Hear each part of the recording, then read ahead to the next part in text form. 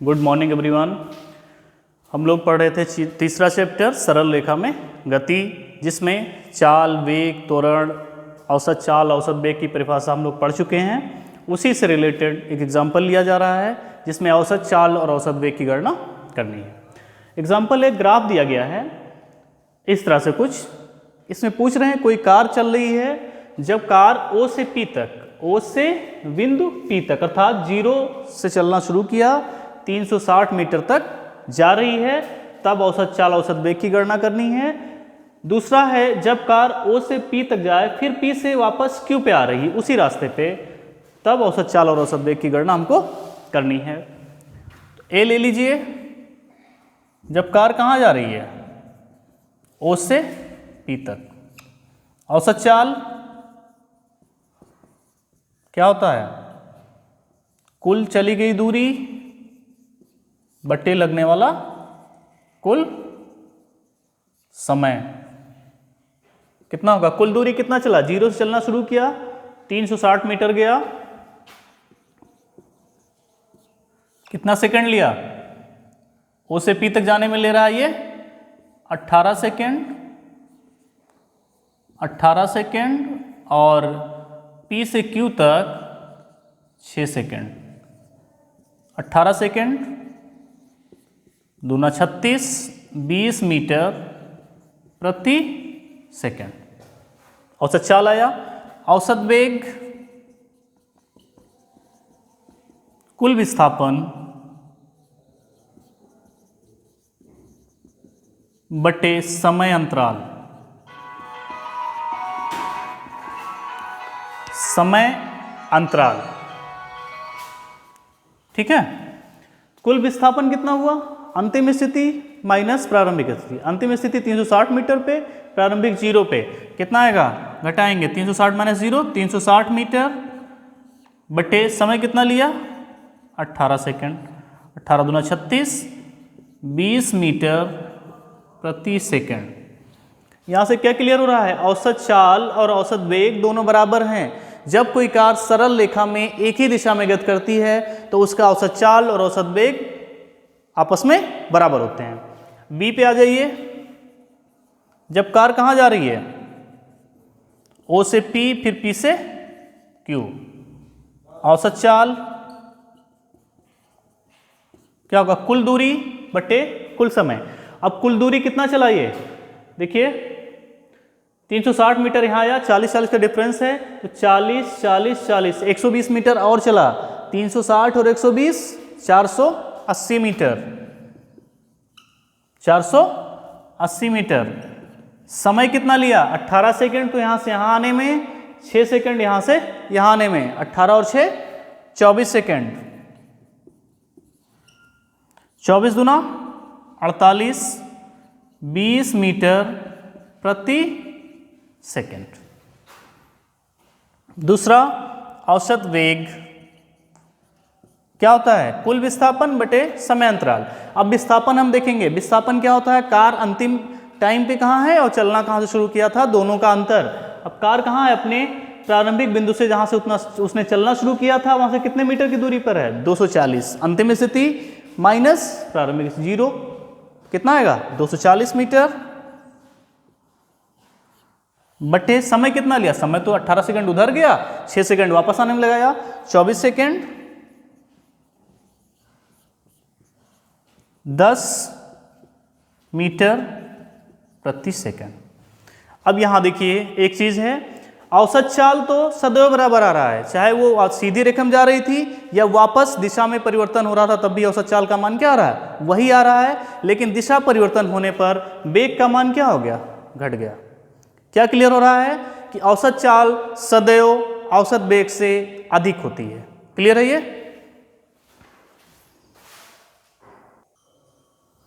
आइए एक एग्जांपल और लेते हैं। इस एग्जांपल में कह रहे हैं कि कोई गतिमान वस्तु है, गति की अवस्था में है, जिसकी विस्थापन को, जिसके स्थिति को x बराबर a प्लस BT स्क्वायर के द्वारा दर्शाया जा रहा है समीकरण के द्वारा, जहाँ a का मान है 8.5 मीटर, b का मान है 2.5 मीटर स्क्वायर। पूछ रहे हैं t बराबर 0 सेकेंड तथा t बराबर 2 सेकंड पर, ये ए है ये बी है, क्षण पर वस्तु का वेग t बराबर 0 सेकंड पर वस्तु का वेग हमको निकालना है। जब समय क्या है 0 है उस टाइम पर उसका वेग क्या है और 2 सेकंड पर उसका वेग क्या है। दूसरा है 2 सेकंड और 4 सेकंड के समय अंतराल में वस्तु का औसत वेग। तो पहले देखिए ये क्या है विस्थापन, विस्थापन बटे समय कर दें तो हमको क्या मिल जाएगा, वेग का इक्वेशन। तो इसको हम डिफ्रेंशिएट कर लेना है, dx बाई dt बराबर d बाई डी टी, समय के सापेक्ष इसका अवकलन करेंगे, a plus b t square. एक चीज ध्यान रखिएगा जब डिफ्रेंशिएशन हम लोग करते हैं और ये D x by d T क्या होता है, v बराबर ये v है, विस्थापन बटे समय क्या हो जाएगा, विस्थापन बटे समय अंतराल क्या आएगा v। जब डिफ्रेंशिएशन करेंगे तो t के रिस्पेक्ट में कर रहे हैं तो देखेंगे जिस पद में t है उसी का डिफ्रेंशिएशन होगा, बाकी 0 हो जाएगा, ठीक है। और अगर पावर में है, t पावर में है तो पावर कहाँ चलाता है, पहले पावर आ जाएगा पहले।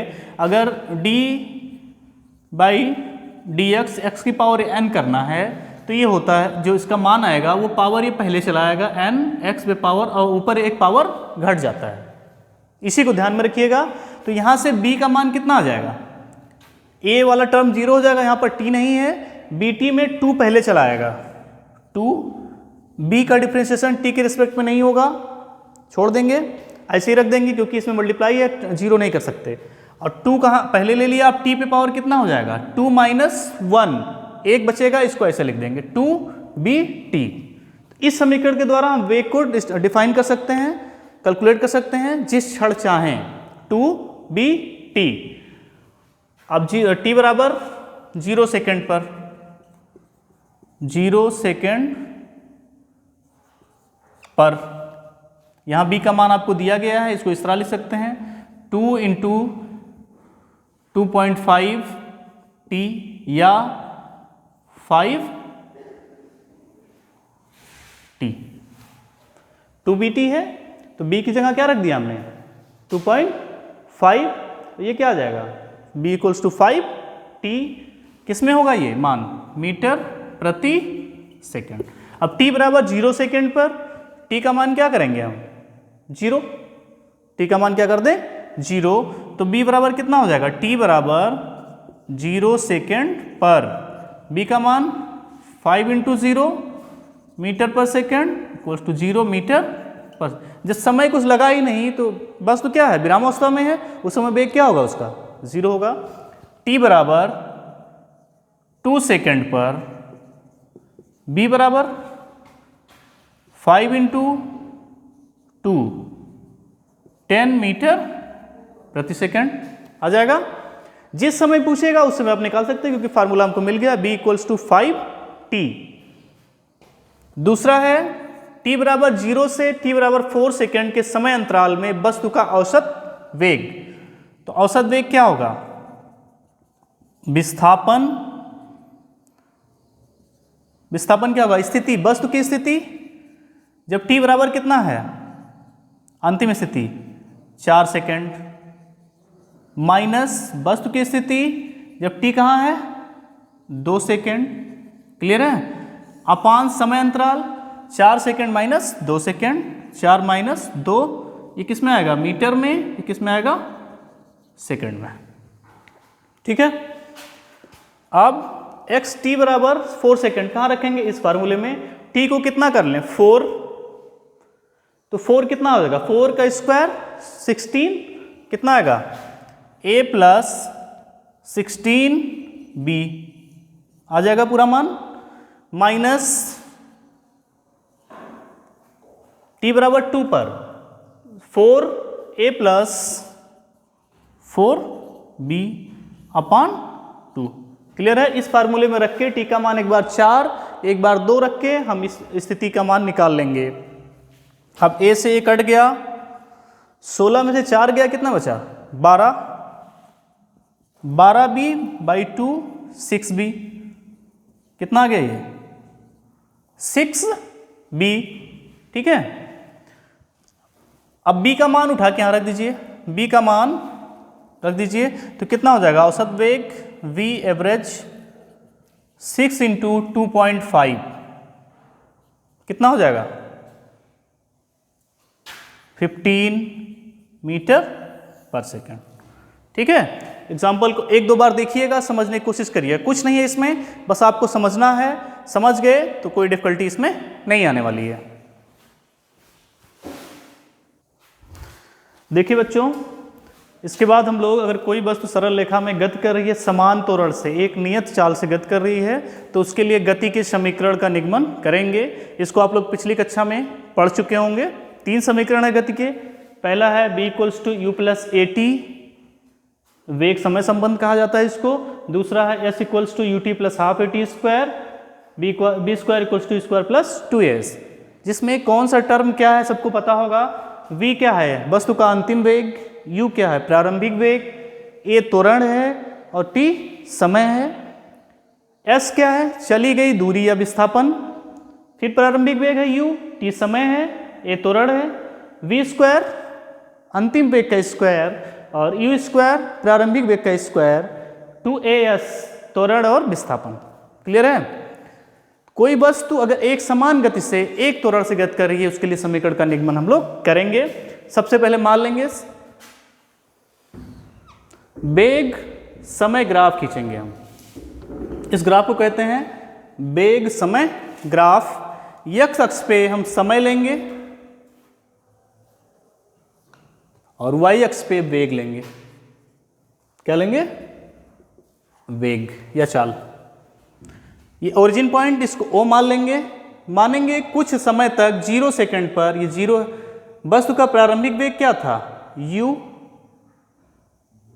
इसके बाद चलना प्रारंभ किया एक समान त्वरण से, एक सीधी रेखा में चलना प्रारंभ किया। ये पॉइंट A है, ये B। अब देखिए यहां से इसको हम क्या करेंगे? मिला देंगे। मिला सकते हैं इस अक्ष से। समय कितना लिया? t। समय कितना लिया यहां से यहां जाने में? t। इसके पैरेलल एक लाइन खींच दीजिए और इसके पैरेलल भी हम लाइन खींच सकते हैं। क्लियर है? यहां से यहां तक क्या होगा? प्रारंभिक वेग u। यहां जब बस पहुंचा त्वरण के साथ तो ये वेग क्या हो जाएगा? अंतिम वेग v। अब ये u है तो ये भी क्या होगा? u। टोटल कितना होगा? v। ये टर्म कितना आएगा यहां से यहां तक? इस बड़े वाले में से छोटा वाला घटा दें तो ये हमको मिल जाएगा कि नहीं मिलेगा? v - u लिख सकते हैं। ये अगर टाइम है तो a भी टाइम होगा, t। ठीक है? एक कोण बन रहा है इस अक्ष के पर था, इसको थीटा लिखेंगे। ठीक, ये A पॉइंट था, ये B, इसको C मान लीजिए, इसको D। क्लियर है? सारे चीजें आप लोग लिख लीजिए। पहला क्या है? OD बराबर किसके है? AC के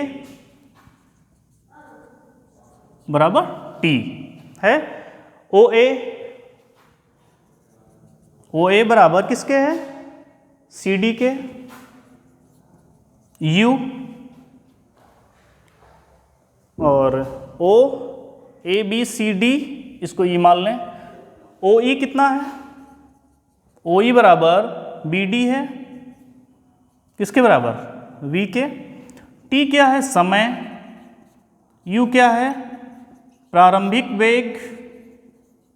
V क्या है? अंतिम वेग। एक चीज और बच रहा है, BC बराबर क्या है? V - U। क्लियर है? अब पहला समीकरण का निगमन हम लोग कैसे करेंगे? एक रेखा बन रही है, रेखा बन रहा है, त्रिभुज बन रहा है। इसकी ढाल होगी tan थीटा, जो किसके बराबर होगा? त्वरण के, क्योंकि त्वरण हो रहा है तभी तो एक सीधी रेखा में वस्तु जा रही है। उसके वेग में निश्चित वेग से वस्तु क्या है? गतिशील है, एक समान त्वरण के साथ। tan थीटा कितना होगा? त्रिभुज में त्रिभुज कौन सा है? ये ABC ले लीजिए। tan थीटा कितना आएगा? लंब बटे आधार BC अपान AC। क्लियर है? tan थीटा क्या है? त्वरण है, रेखा की प्रवणता है, रेखा की ढाल है। BC का मान कितना है? B minus U। AC कितना है? T। क्लियर है? अब AT क्रॉस मल्टीप्लाई हो जाएगा, AT बराबर B minus U।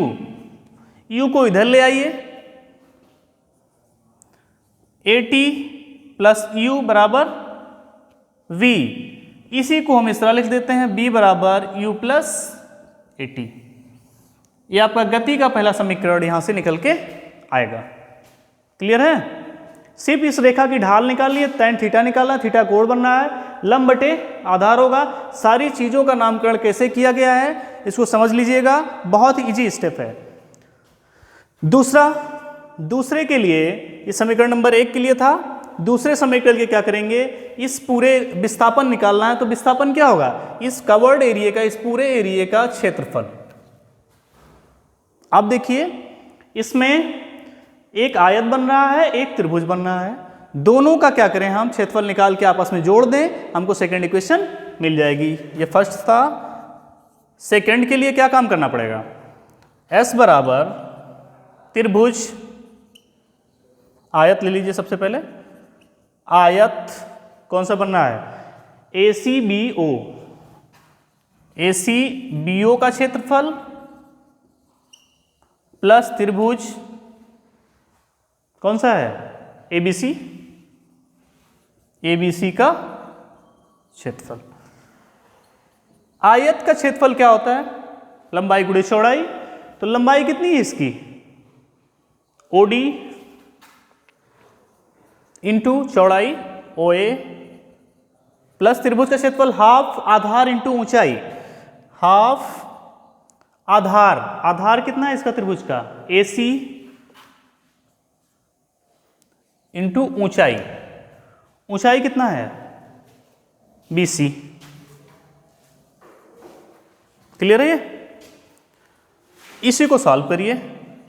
S equals to OD। OD कितना है? T OA into U plus half AC। AC कितना है? T। AC T है into BC V minus U। ये कितना है? B minus U। Bracket close कर लीजिए। ठीक है, थोड़ा सा और शॉर्ट कर लीजिए। S बराबर UT plus half T into V minus U। ठीक है, अब इस समीकरण में हम देखें, अगर ये देखिए T AT V minus U का मान अगर T के टर्म में रखें हम, तो T यहाँ से T हमको क्या मिल जाएगा? T देखिए, T कितना मिल जाएगा? V minus U upon A। यहाँ से अगर हम करें तो AT बराबर क्या है? B minus U। तो T बराबर B minus U by A। तो T की जगह क्या रख देंगे हम? B minus U by A। B minus U by A। ठीक है,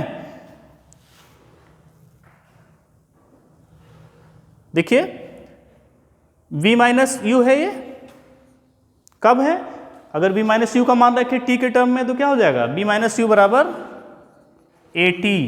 यही मान यहां उठा के रख दीजिए, तो क्या मिल जाएगा? S बराबर UT plus half T into AT। Clear है? S बराबर UT प्लस हाफ AT का स्क्वायर। ये आपको समीकरण दूसरा मिल गया। दो समीकरण का निगमन हो गया है, तीसरा करते हैं अभी।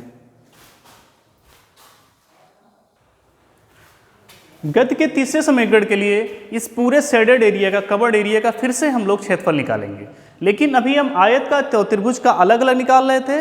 इस बार क्या करना है, हमको क्या काम करना है? इस पूरे क्षेत्रफल, पूरे का क्या करना है हमको? क्षेत्रफल निकालना है।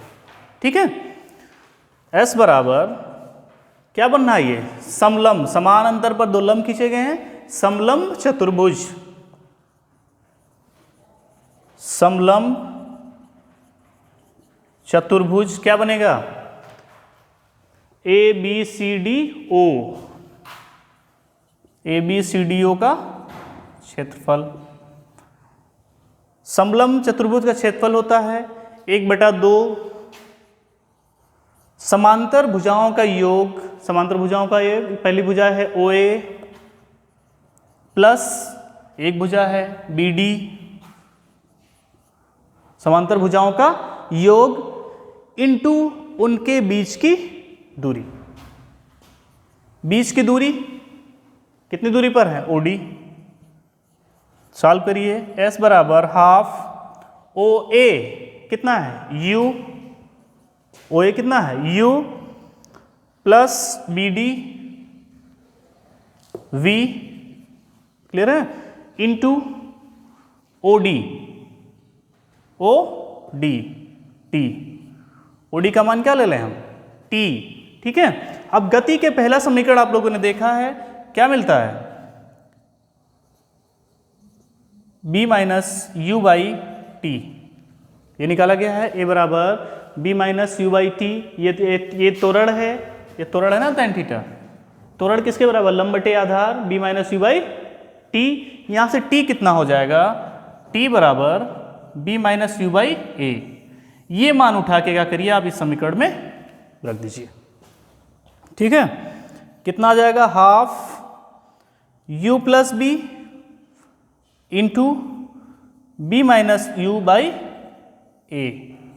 अब ये मल्टीप्लाई में है तो 2A कहाँ चला जाएगा? यहाँ पर 2AS कितना आ जाएगा? ये 2A, 2 भी आएगा, A भी आएगा, S पहले से है, U प्लस B